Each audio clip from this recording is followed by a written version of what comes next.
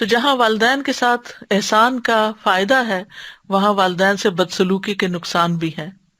سب سے پہلی بات یہ کہ والدین کی نافرمانی حرام ہے۔ نبی صلی اللہ علیہ وسلم نے فرمایا بے شک اللہ نے تم پر ماؤں کی نافرمانی کو حرام قرار دیا ہے۔ والدین کی نافرمانی کبیرہ گناہوں میں سے ہے، یعنی جب آپ سے کبیرہ گناہوں کا سوال کیا گیا تو آپ نے فرمایا اللہ کے ساتھ کسی کو شریک ٹھہرانا اور ماں باپ کی نافرمانی کرنا۔ والدین کی نافرمانی کرنے والا ملعون ہے۔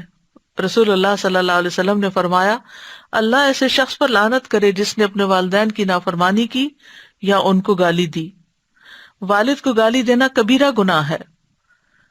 عبداللہ ابن عمرو ابن العاص سے روایت ہے، وہ کہتے ہیں کہ اللہ تعالیٰ کے نزدیک کبیرہ گناہوں میں سے یہ ہے کہ آدمی اپنے والد کے لیے گالیوں کا سبب بنے، انسان ایسے برے کام کرے کہ لوگ اس کے باپ کو گالی دیں کہ یہ کس کی اولاد ہے۔ والدین کے نافرمان کی کسی عبادت کا قبول نہ کیا جانا۔ ابو امامہ سے روایت ہے رسول اللہ صلی اللہ علیہ وسلم نے فرمایا 3 قسم کے لوگوں کا نہ فرض قبول ہوتا ہے نہ نفل قبول ہوتا ہے، والدین کا نافرمان اور بدسلوک، احسان جتلانے والا، تقدیر کو جھٹلانے والا۔ پھر اسی طرح والدین کے نافرمان کی محرومی بھی ہے۔ عمرو بن مرہ الجہنی سے مروی ہے، ایک آدمی نبی صلی اللہ علیہ وسلم کی خدمت میں حاضر ہوا تو اس نے کہا اے اللہ کے رسول میں گواہی دیتا ہوں کہ اللہ کے سوا کوئی معبود برحق نہیں اور آپ اللہ کے رسول ہیں، اور میں 5 نمازیں پڑھتا ہوں اور اپنے مال کی زکوٰۃ دیتا ہوں اور رمضان کے روزے رکھتا ہوں۔ تو نبی صلی اللہ علیہ وسلم نے فرمایا جو اس پر فوت ہوا وہ قیامت کے دن انبیاء، صدیقین، شہداء کے ساتھ اس طرح ہوگا۔ پھر آپ نے اپنی دونوں انگلیاں گاڑی بشرطے کہ وہ والدین کی نافرمانی نہ کرتا ہو، یعنی جو اپنے فرائض ادا کرے اور اس کے ساتھ والدین کا فرما بردار ہو تو انبیاء، شہداء کے ساتھ ہوگا۔ پھر والد کی ناراضگی اللہ کی ناراضگی ہے، یعنی اگر کوئی اپنے والد کو ناراض کرتا ہے تو اپنے رب کو ناراض کرتا ہے۔ نبی صلی اللہ علیہ وسلم نے فرمایا رب کی رضامندی باپ کی رضامندی میں ہے اور رب کی ناراضگی باپ کی ناراضگی میں ہے۔ والدین کی نافرمانی سے عمر گھٹ جاتی ہے۔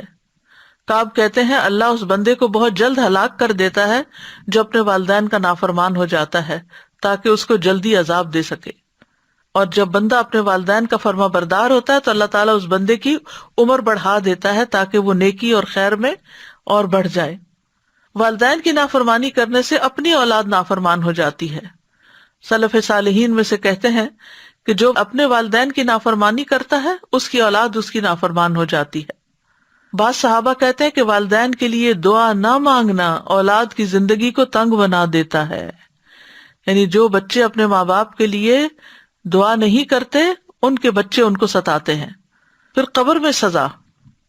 عوام بن حوشب رضی اللہ عنہ کہتے ہیں ایک دفعہ کسی بستی میں گیا میں، وہاں پڑاؤ کیا، اس کے پاس ایک قبرستان تھا، عصر کی نماز کا وقت ہوا تو وہاں ایک قبر پھٹی، ایک آدمی نمودار ہوا، اس کا سر گدھے کے سر کی طرح تھا اور جسم انسان کے جسم کی طرح، وہ 3 دفعہ ہینگا، پھر قبر اس پر مل گئی۔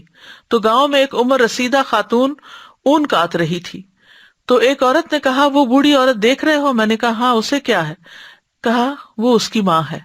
میں نے پوچھا اس کا قصہ کیا ہے؟ اس نے بتایا یہ شراب پیتا تھا، جب وہ جانے لگتا تو ماں کہتی اے بیٹے اللہ سے ڈر جاؤ، کب تک تم شراب پیتے رہو گے؟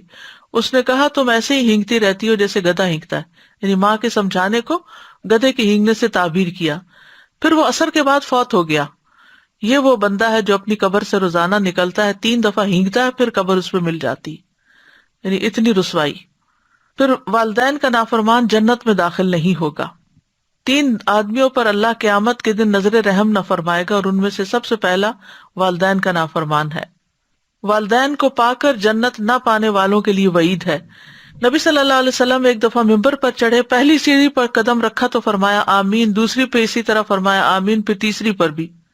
پھر فرمایا میرے پاس جبریل آئے اور فرمایا اے محمد صلی اللہ علیہ وسلم، جس نے رمضان کا مہینہ پایا پھر اس کی بخشش نہ ہو سکی تو اللہ اس کو اپنی رحمت سے دور کر دے۔ میں نے کہا آمین۔ فرمایا جس نے اپنے والدین میں سے دونوں یا کسی ایک کو پایا اور آگ میں داخل ہو گیا تو اللہ اس کو اپنی رحمت سے دور کر دے۔ میں نے کہا آمین۔ فرمایا جس کے سامنے آپ کا ذکر آیا اور اس نے آپ پر درود نہیں پڑھا تو اللہ اس کو اپنی رحمت سے دور کر دے۔ کہیے آمین۔ میں نے کہا آمین۔